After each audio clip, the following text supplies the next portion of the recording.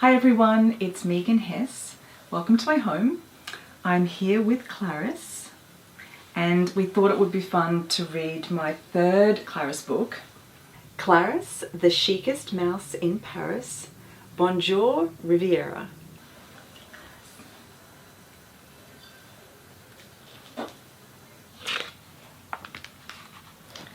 For Elizabeth McGee, thank you for the wonderful time we spent perfecting this rhyme.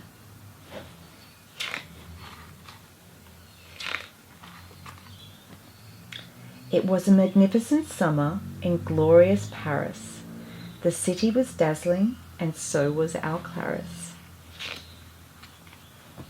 She lived in a chic home, a Parisian flat, with 2 caring parents and their daughter, the brat. Clara's's best friend, whom she utterly adored, was their cat Monsieur, who dressed in Tom Ford. As Clara sketched shoes that were daring yet sweet, Monsieur said, "Surprise! You are in for a treat. Pack your bags, darling Clara'S, try not to delay. We're off to the French Riviera today. You'll need outfits and bags, perhaps a Fendi baguette, and some seaside ensembles, your cutest ones yet." Clara'S was excited. She started to list an array of new looks with a nautical twist. An Hermes caftan, a groovy hat by Pucci, an outrageous swimsuit inspired by Gucci. As the family boarded their own private jet, the brat complained loudly, "Get me my pet!" The butler raced over, Monsieur's carrier in tow, with Clara'S inside it, though no one would know. "Psst, look over there," said Monsieur with a smile. "We're not the only ones travelling in style."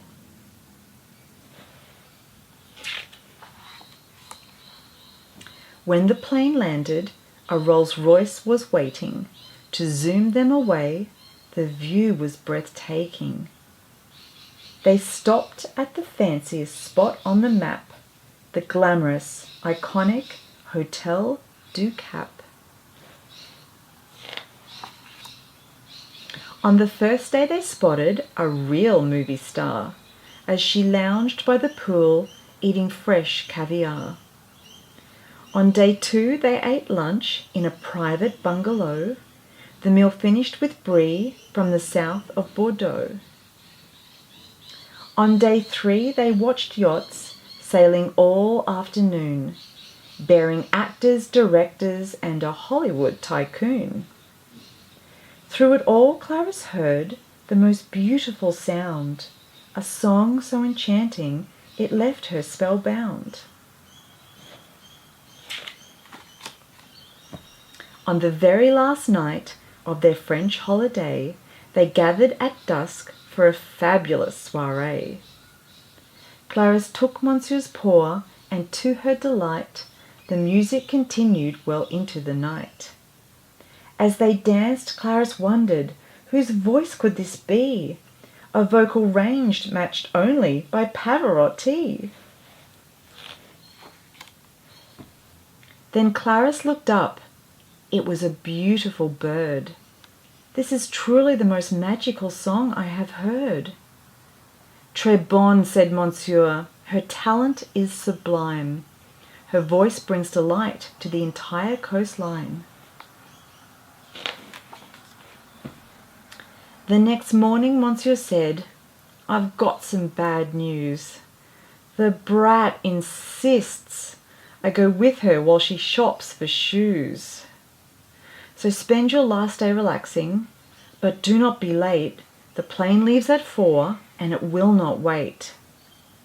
"I'll miss you," said Clara'S, "but try to have fun. I'll be at the plane after getting some sun."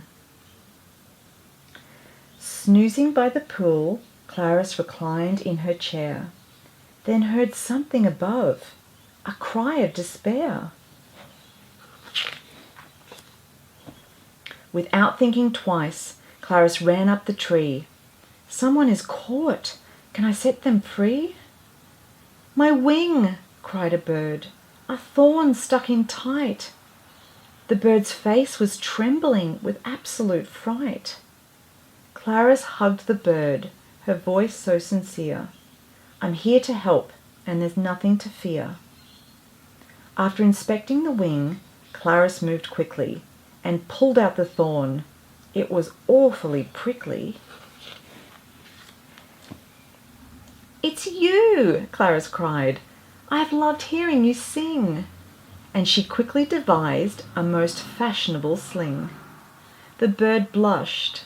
"Why, thank you," she said happily. "I'm from Antibes. My name is Valerie." The mouse beamed back. "Bonjour, my name is Clara'S. I'm here on vacation with my family from Paris. Now that we're out of that terrible mess, can I just say, j'adore your blue Prada dress." But as Valerie twirled to display every angle, they both lost their footing and fell in a tangle. They spun through the air, falling faster and faster. Then, oof, they landed in a giant seafood pasta. "I'm stuck in a prawn," Valerie said with a giggle. "I'm wrapped in spaghetti," Clara'S laughed with a wiggle. The pair looked at each other. Were they starting to float? They were not on dry land. They were stuck on a boat. A woman screamed out in a voice that was shrill, "There are pests in my meal! I feel positively ill!" She shrieked, she shouted, and tossed over the bowl. The pasta went flying. It was out of control. The pair tried to escape from the chaotic scene. Then the head chef appeared, looking terribly mean. "I will capture you, mouse, so say your goodbyes. The bird will be roasted and served with French fries." They dashed and they darted, fearing for their lives, avoiding the chef and his flying steak knives. They split up to find places to hide on the boat. Clara'S tried her luck in a Tiffany tote. But alas, it was full and just wouldn't do, so she opted instead for a Versace shoe. "It's nearly 4, Clara'S thought, with panic and fear. "I have lost Valerie, and will be now stuck here."